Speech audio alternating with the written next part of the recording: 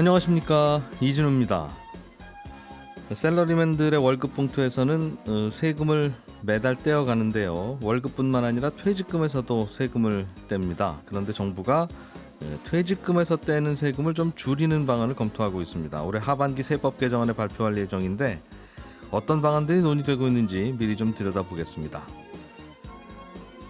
최근에 증권사들이 사옥을 매각하는 사례가 늘고 있습니다. 부동산 가격이 고점이라고 생각해서 그럴 수도 있고, 그러나 또 한편에서는 그것보다는 자기 자본을 마련하려고 그러는 거라는 해석도 합니다. 증권사가 자기 자본을 늘리는 게 왜 필요한지 이것도 좀 들여다보겠습니다. 국민연금이 앞으로 5년 후까지 기금에서 국내 주식이 차지하는 비중을 지금보다 더 줄이고 해외 주식 비중을 더 늘리기로 했다는 소식, 이것도 간단하게 좀 들어보겠습니다. 5월 30일 월요일 손에 잡히는 경제 바로 시작합니다.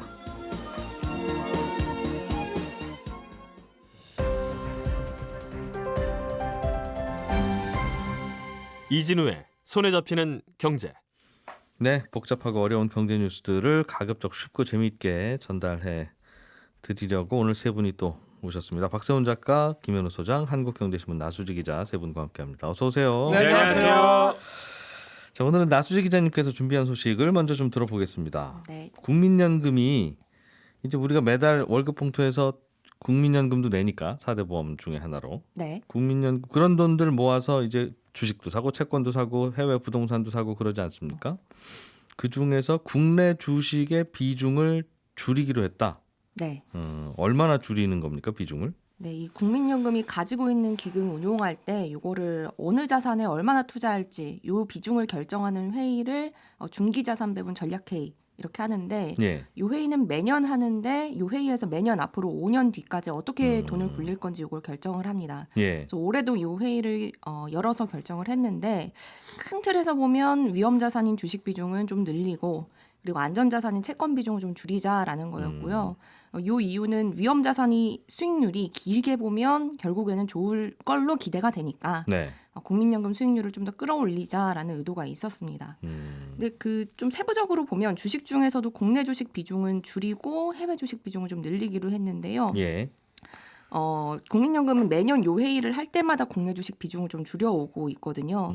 지난해 요 회의 했을 때는 국내 주식 비중 15%에서 14.5%로 낮추기로 했는데 예. 요번에도 또 14.5에서 14% 되도록, 그러니까 5년 뒤에는 국민연금이 가지고 있는 돈에서 14%만 국내 주식을 담고 있게 하도록 조정하기로 했습니다. 지금은 대략 몇 %쯤 우리나라 국내 주식을 담고 있습니까? 지금은 한 16.3% 정도 16% 가지고 정도? 있고요.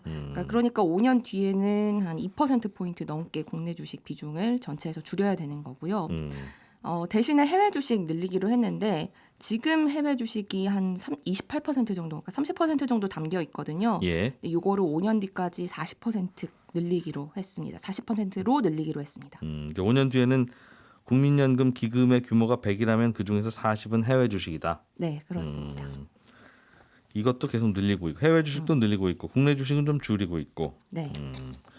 국내 주식보다는 해외 주식이 좋을 것 같아서 그러는 것 같기도 하고 뭐 네. 이런저런 복잡한 계산을 좀 했겠죠. 맞습니다. 그러니까 일단 국민연금이 수익률을 높이는 게 기본적인 큰 목표인데 예. 보니까 지금까지 국민연금이 투자했을 때 국내 주식보다 해외 주식 수익률이 훨씬 더 투자 수익률이 좋았던 거예요. 예. 그래서 지난 3년 동안 국민연금의 수익률을 좀 보니까 국내 주식에 투자해서 얻은 수익률은 연평균 한 6% 정도였는데 예. 해외 주식에 투자했을 때 수익률이 18% 정도입니다. 그러니까 한 해외 주식 투자했을 때 국내 주식보다 3배 정도 수익률이 높은 거였어서 그래서 좀 수익률이 더 나는 쪽으로 돈을 굴리자. 이게 가장 큰 첫 번째 이유고요. 네. 두 번째 이유는 언젠가는 국민연금에 들어오는 돈보다는 나가는 돈이 더 많아지는데 갑자기 이게 많아진다면서요? 그러니까 고령화되니까. 그렇습니다. 저 같은 연령대의 사람들이 이제 은퇴하기 시작하고 그러면 저 같은 연령대의 사람들의 동기 동창들이 워낙 많아서 태어날 때 네. 그래서 그분들한테 주다 보면 금방 사라진다고 하더군요. 네, 맞습니다. 그래서 예. 요 정점이 한 2038년, 그러니까 2040년 정도 되는데 요때까지는 계속 연금이 늘어나다가 그 뒤로는 가지고 있는 돈으로 연금을 계속 줘야 되니까 예. 국민연금이 가지고 있는 돈이 줄어들게 되거든요. 그렇겠죠. 그러면 나가는 돈이 많아질 때는 국민연금이 가지고 있는 걸 팔아야 되는데 네. 이때도 국내 주식을 많이 들고 있으면 그만큼 국내 주식을 많이 팔아야 되고 예. 그러면 시장에 좀 충격을 미칠 수도 있으니까 좀 미리미리 비중을 줄여두자라는 네. 의도가 있었습니다. 그렇군요. 그러면 국민연금이 국내 주식 비중을 좀 줄이게 되면 지금 있는 것도 팔아요? 아니면 앞으로 살 때 조금 덜 사면 되는 건가요? 그거에 따라서 주식 시장에 미치는 수급의 영향이 좀 있을 것 같은데요. 네, 그렇습니다. 이게 당장 그렇다고 비중을 줄인다고 당장 국내 주식을 팔아야 되는 건 아닌 게요. 예. 그러니까 2038년까지는 돈이 꾸준히 들어오다 보니까 비중은 줄더라도 계속 사기는 사야 됩니다. 예. 그러니까 지금 국민연금이 가지고 있는 국내 주식 투자액이 한 165조 원 정도 되는데 예. 5년 뒤가 되면 이 비중은 낮아지더라도 투자 금액은 190조 원 정도로 늘어납니다. 아, 예. 그래서 당장 주식시장에 미치는 영향, 뭐 주식이 국민연금이 비중을 줄이니까 떨어진다 이런 건 아닌데 다만 그렇다고 하더라도 주식시장에 주가만 놓고 보면 좋은 영향은 아닙니다. 왜냐하면 매년 5조 원 정도는 더 살 수 있다는 거군요. 계산해 보니까. 네, 그렇습니다. 그러니까 예. 원래 지금대로 비중을 했으면 매년 5조 원보다는 더 많은 돈이 들어왔어야 되는데 네. 그렇지는 않은 거니까 좋지는 않지만 그렇다고 뭐 당장 주식이 떨어지거나 하는 예. 거는 아니다. 이렇게 보시면 됩니다. 이 국민연금이 주식 시장에서 항상 활약을 많이 할 때는 주가가 떨어지는 날은 국민연금이 좀 주식 좀 사서 바치라고 네, 그렇습니다. 막 사설도 쓰고 막 그랬었는데.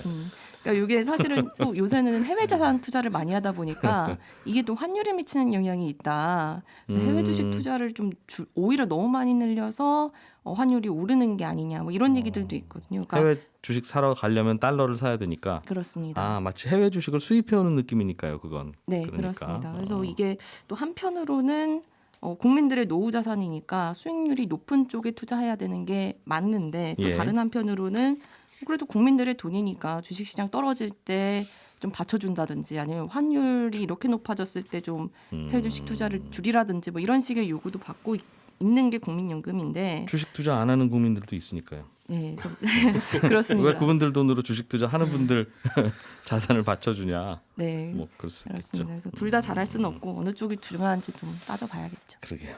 고맙습니다. 박 작가님, 네. 최근에 증권사들이 자기 자본을 늘리려고 4억을 매각한다 이런 뉴스들이 있어요. 네. 4억을 매각한다는 건 건물 판다는 거니까 그렇습니다. 팔아서 돈 생기겠구나. 네. 거기까지는 알겠는데 이게 증권사들이 자기 자본을 늘리려고 한다. 네. 그건 왜 굳이 늘려야 되는 거냐? 네. 이게 또 좀 궁금해서요. 일단은 증권사가 자기 자본이 많으면 할 수 있는 게 많거든요. 예를 들면 주식담보로 대출받는 사람들한테 자기 자본이 많으면 더 많이 대출해주고 수수료도 더 많이 받을 수 있잖아요. 증권사의 자기 자본이라고 하는 게 증권사 돈이죠. 그러니까 회사 돈. 증권사 회사 돈. 예. 그리고 ELS라는 금융 상품 있잖아요. 네. 예를 들면 코스피 지수가 뭐 지금부터 한 20%안 떨어지면 연 5%의 수익을 주겠습니다라는 상품인데 예. 요거 만들 때도 혹시 무슨 일이 발생했을 때 물어줘야 되는 돈들이 있거든요. 이런 거 팔다 보면 네, 가끔씩은 증권사가 돈을 물어줘야 하는 일도 생기는데 그래서 ELS를 발행을 하려면 돈을 물어줘야 되는 상황에 대비해서 자기 자본을 넉넉히 갖고 있어야 된다는 규정이 있습니다. 그러니까 증권사는 ELS 같은 금융상품 만들어서 팔려면 역시 자기 자본이 넉넉한 게 좋고요. 네. 마지막으로 증권사가 부동산 PF 대출을 해줄 때도 자기 자본이 필요한데 네. 최근에 이 증권사들이 4억을 매각해서라도 자기 자본을 늘리려는 이유가 바로 이 부동산 PF 대출을 위해서가 아니냐 이런 해석이 나옵니다. 부동산 PF 대출이라는 걸 증권사가 해서 돈을 벌려면 네, 자기 자본이 넉넉히 있어야 된다. 그렇습니다. 부동산 PF 대출? PF? 네. 이게 뭐예요 이게? 예를 들어서 예. 이진우 기자님이 아파트를 짓는다고 해볼게요. 아파트를 한 동을 아니, 단지를 짓는다고 해볼게요. 제가요? 네, 제 겁니까? 네. 감사합니다. 기분 좋은 상상 한번 해보세요. 예. 그러면 가장 먼저 뭘 하느냐? 아파트 지을 땅 사야겠죠. 그렇겠죠. 그리고 아파트를 지을 건설사를 정할 거고요. 예. 그 다음에 분양을 할 겁니다. 그리고 그다음엔 돈을 세겠죠. 그렇습니다. 예. 분양에 성공을 하면 예. 분양받은 사람들이 내는 계약금 그리고 중도금으로 공사를 하면 됩니다. 공사비는 걱정이 없어요. 걱정 없습니다. 분양만 잘 되면. 문제는 예. 그럼 땅이죠. 땅값. 땅은 처음에 제가 사야 되는데. 그렇습니다. 예. 근데 아파트 값이라는 게 사실상 땅값이니까 음. 이진우 기자님이 만수르가 아닌 이상은 어디에선가 돈을 빌려야 합니다. 은행에서 빌리죠. 그렇습니다. 근데 예. 은행에서 빌려야 되는데 일단은 그 아파트를 지을 때 필요한 땅을 살 돈 빌리는 거. 예. 요거를 부동산 PF 대출이라고 하고요. PF는 프로젝트 파이낸싱의 약자인데 예. 아파트 짓는 프로젝트를 위해서 돈을 빌리는 파이낸싱을 한다. 파이낸싱군요. 파이낸싱을 한다. 프로젝트 파이낸싱. 그렇습니다. 그런데 그럼 제가 아파트를 지을 땅을 사려면 은행 가서 돈 빌려서 땅을 사고 네. 그다음에 이제 분양을 하면 되는데 그렇습니다. 중간에 증권사는 왜 끼어들어요? 은행에서 돈 그렇게 빌려주면 이렇게 복잡한 얘기 안 해도 될 겁니다. 예. 이진우 기자가 땅 산 돈 빌리려고 은행에 가가지고 안녕하세요 이진우인데요. 제가 아파트를 지으려고 땅을 좀 사려고 하니까 돈 좀 빌려주세요. 아시잖아요. 저 이진우입니다. 에헴. 이렇게 해도 네. 안 빌려줍니다. 그거는 예. 이진우 기자님을 못 믿어서라기보다는 이진우 기자님이 지을 아파트가 분양이 잘 될지 안 될지가 불확실해서 그런 겁니다. 왜냐면 아파트 지을 땅을 살 돈을 빌려주는 거지만 만약에 거기가 분양이 잘 안 돼서 땅만 남으면 그 땅을 처음에 산 가격에 되사갈 사람이 없지 않습니까? 아파트 분양 안 된 땅을 누가 사겠어요? 거기 이제 농사 짓고 막 그래야 되는 건데 그러니까 은행은 이런 대출을 안 해줍니다. 예. 근데 또 반대로 생각을 해보면 분양이 잘 되기만 하면 이 대출은 아무 문제가 없는 대출이거든요. 그렇겠죠. 그렇지 않습니까? 분양대금 받아서 갚을 테니까. 그렇습니다. 예. 그래서 증권사가 뭘 하느냐? 투자자들한테 보증을 섭니다. 일종의. 보증은 만약 못 갚으면 내가 대신 갚는다는 건데요. 그렇습니다. 예. 이 보증 서는 방법에도 여러 가지가 있고 막 복잡한데 그거 예. 다 생략하고 일단 보증 서는 걸로 말씀을 드릴게요. 예. 땅 산다는 이진우 기자님한테 돈 빌렸다가 떼이면 예. 우리 증권사가 대신 갚아줄게요라고 보증을 서버리는 겁니다. 그러면 그래 그렇지 이진우 기자님은 못 믿을 법하지만 증권사는 좀 믿을만하지. 그러면서 대출을 해주거든요. 네네. 그렇지만 또 증권사 입장에서는 저를 어떻게 믿고 보증 그렇습니다. 서줍니까? 위험한 보증이잖아요. 예. 그래서 공짜로 안 서줍니다. 당연히 돈을 받고 그러니까 보증 수수료를 받고 보증을 서주는데 아하. 여기 중요합니다. 이 보증 수수료가 보증 덕분에 대출 받게 된 돈의 2%에서 한 4%, 많게는 6% 주거든요. 예. 근데 아파트나 오피스텔 짓는 사업은 좀 규모가 크잖아요. 뭐 한 동 짓고 끝낼 게 아니라 단지로 짓기 때문에 예. 땅값만 해도 수천억 원이라서 증권사가 이 보증 서주고 받는 수수료만 해도 건당 한 수십억 원 정도는 예. 됩니다. 그 도장 하나 찍어줄 때마다 수십억을 버는 거면 그렇습니다. 그럼 10번 찍어주면 수백억이고 그렇습니다. 100번 찍어주면 수천억을 버는 겁니까? 그렇습니다. 물론 증권사도 자칫하면 돈을 물어줘야 하는 위험이 생기기도 합니다. 예. 부동산 경기가 갑자기 나빠지거나 예. 혹은 금융위기가 와서 증권사가 어려워지는 상황이 생길 수도 있고 또 그런 때가 오면 아파트 지을 땅도 가치가 매우 떨어지는 상황이 될 테니까 투자자들도 리스크가 있긴 하거든요. 예. 근데 기왕 위험한 거 도장을 100개를 찍으나 200개를 찍으나 1000개를 찍으나 뭐 어차피 망하는 건 마찬가지다. 증권사 입장에서 이런 생각 할 수도 있잖아요. 증권사 입장에서는 어차피 그럴 위험이 있다면 1개를 찍으나 1000개를 찍으나 위험은 마찬가지거든요. 한 10개쯤 찍고 나면 어차피 이 아파트들은 망하면 증권사는 망하는 거니까. 그렇습니다. 그 다음부터는 그냥 막 찍자. 어차피 그렇죠. 돈 되는 일이니. 네. 그래서 정부에서 약간의 규제를 합니다. 그런 보증서 도장을 찍을 때 남발하지 않도록 증권사는 자기 자본의 2배까지만 그런 보증을 살 수 있다라는 규정을 만들었습니다. 예. 그러니까 증권사가 자기 자본이 100억 원이면 200억 원까지만 보증을 해줄 수 있는 그런 규제인 거죠. 그럼 자기 자본을 200억으로 늘리면 400억까지는 보증해 줄 수 있고. 그렇습니다. 400억어치에 대한 보증 수수료. 네, 아까 뭐 4%, 6% 한다고 하셨으니까. 그렇습니다. 그걸 벌 수 있다. 그렇죠. 그래서 사업을 팔아서라도 지금 자기 자본을 마련하려는 게 아니냐라는 거고 네. 이렇게 이 해석이 만약에 맞다면 증권사 입장에서는 앞으로 부동산 짓는 수요가 더 늘어날 거라고 보고 있는 걸 수도 있습니다. 여기저기서 아파트 공사를 많이 할 거다. 네, 그러려면 부동산 PF 대출이 필요하고 그러려면 자기 자본을 미리 늘려놓는 게 필요하다라고 그래서 판단하고 증권사들이 있습니다. 보증 도장 찍어주고 장사 좀 해보자. 네, 알겠습니다. 증권사들이 주식 거래하고 수수료 받는 것만 하는 줄 알았더니 이런 그 뒤에서 재미있는 장사를 많이 하네요. 사실은 이게 예전에는 저축은행들이 했던 사업이거든요. 예전에 기억을 더듬어 보면 예, 저축은행이 그랬다가 또 부실화되고 그래서 그렇죠. 글로벌 금융위기 때 이것 아. 부동산 PF 대출 잘못되는 바람에 쓰러진 것들이 좀 있어서 예. 이거 증권사들이 하도록 했습니다. 물론 이게 굉장히 위험한 대출이긴 한데 부동산 PF 대출을 안 해주면 아파트 못 사실상 짓죠. 못 짓습니다. 아파트를. 그렇기 때문에 이런 위험한 대출들을 해주는 거고 예. 그래서 그런 규정들을 만들어두고 그 규정에 이렇게 대응을 하고 있는 겁니다. 굉장히 달콤할 것 같아요. 그러니까 대출은 예, 빌려줘서 보통 원금과 이자를 받는 게 이렇게 할부로 받잖아요. 꾸준히 받죠. 꾸준히 받는데 보증 같은 경우야 뭐 중도 상환한다고 해가지고 다 돌려줄,거나 못 받을 것도 없을 것 같고. 도장 한번 찍어줄 때마다 네. 딱 따박따박 일시불로 딱딱 생기니까. 들어오니까. 그렇군요. 그리고 분양이야 잘 알아서 잘 되는 쪽에서 땅을 골랐겠지. 알아서 자기들이 어. 했겠지. 에이, 설마. 김현우 소장님. 네. 퇴직금에서 떼는 세금을 낮춰주기로 했다 정부가. 네. 이게 꽤 많이 뗐나 봅니다. 그렇습니까? 퇴직금에 대한 세금을 매기는 게 조금 복잡합니다. 예. 퇴직금에도 세율을 곱하는데 그냥 곱하는 게 아니라 우리가 뭐 연말정산이나 종합소득세 신고할 때처럼 소득에서 일정 금액을 공제한 후에 남은 금액의 세율, 여기서 세율은 똑같습니다. 6에서 네. 45%. 예. 이 누진세로 이 세율을 곱해서 세금을 부과를 하는데 이 퇴직소득세를 계산하는 방식이 쭉 여러 차례 바뀌어 왔어요. 네. 그러다 보니까 내가 언제부터 언제까지 근속 근무를 했느냐 그거에 따라 가지고 그 기간별로 계산하는 방식이 달라지기는 하지만 공통적인 핵심은 퇴직금에서 근속연수에 따른 이 공제금액이란 걸 빼고 예. 그걸 이제 환산급여라는 걸 계산한 다음에 다시 또 그 환산급여별로 공제를 합니다. 그렇게 해서 세금을 부과하는데 여기에서 이제 핵심이 근속연수가 길면 길수록 공제되는 금액이 커져요.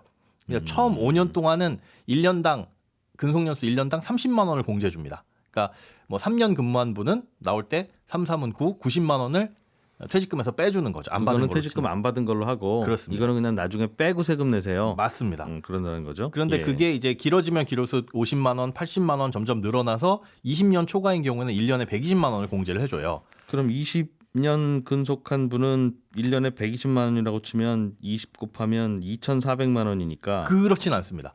이게 누진이라서 예. 처음에 5년 동안 5년 아. 되기 전까지는 3, 40이 120, 그다음에 빼고. 5년부터 10년까지는 뭐 50만 원, 알겠습니다. 뭐 이렇게 계산해서 2,400만 원까지도 안 빼주는군요. 네, 그렇습니다. 근데 20년 근속한 분은 20개월치 월급을 받아가는 거지 않습니까? 네, 퇴직금이. 그렇죠.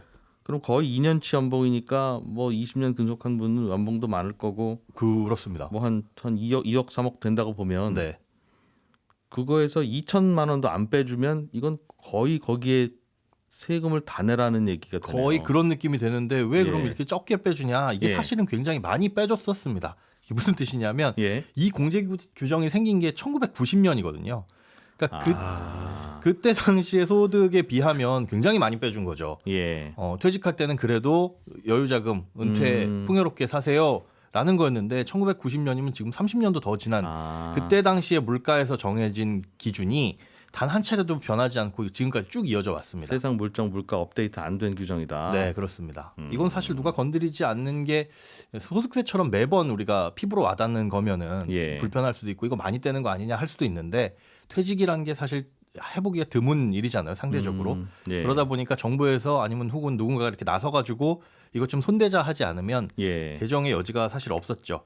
이 퇴직금이라는 게 누적을 해서 세율을 곱하는군요. 네, 그렇습니다. 그러면 퇴직금에 세금 적게 떼려는 전략만으로 인생을 산다면 한 회사에 20년, 30년을 그래 근속할 게 아니라 네, 한 10년 다니고 다시 퇴직금 받아서 낮은 세율로 세금 내고 왜냐하면 퇴직금이 얼마 안 들 테니까. 예, 지금 같은 경우는 세금이 낮으니까. 그렇죠. 세율이 낮으니까. 네네. 마치 월급 적은 분께는 세금 적게 떼는 거와 똑같이 맞습니다. 그 어떤 회사를 30년 동안 계속 다녀서 누적된 퇴직금에서 한 번 세금을 내는 것보다는 네, 그 회사 사장님과 잘 알면 10년 다니고 퇴직하고 다시 입사하고 네. 10년 다니고 퇴직하고 다시 입사하고 그렇게 해서 세 번에 나눠서 30년을 근속하면 물론 같은 회사 다녔는데 세금은 적네요. 예, 소득이 30년 근속하신 분의 소득의 오름과 예. 10년 세 번 잘라서 다닌 분의 소득의 오름이 똑같아요. 왜냐하면 퇴직금을 계산을 할 때는 당연히 퇴직하기 그렇죠. 직전에 11년 그러니까 새로 입사했지만 11년 차 직원이니까. 그래야죠. 근데 그걸 네. 이제 신입사원으로 보고 에이 그렇죠. 돌리면 그러면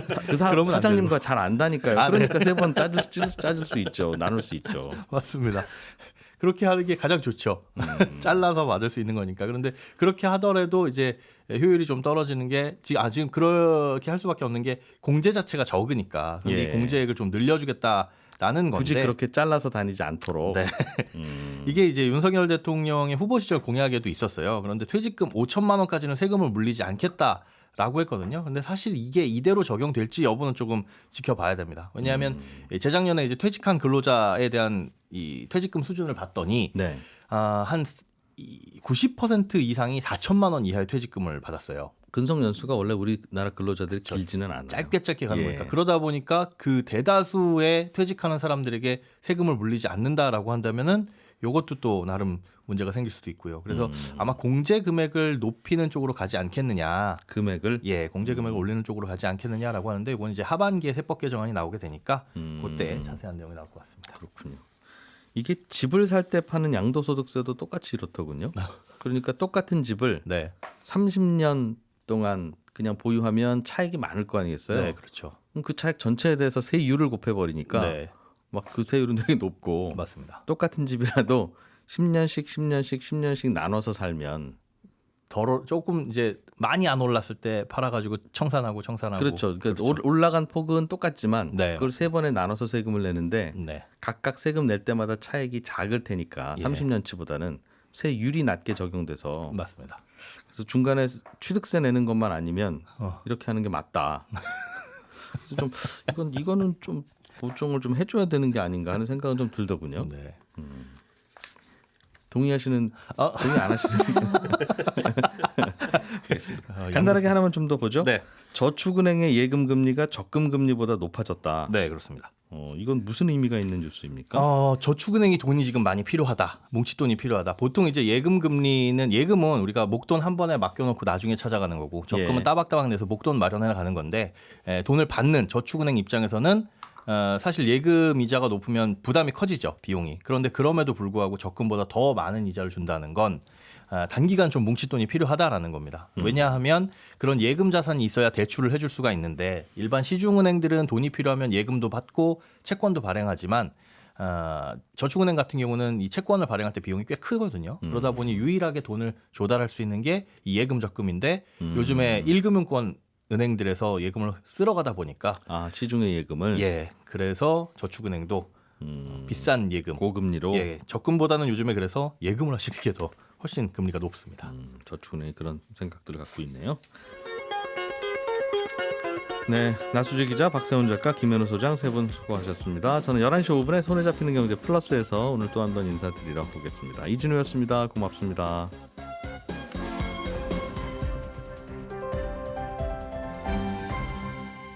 경제를 생각하는 사람들의 즐거운 습관. 이진우의 손에 잡히는 경제.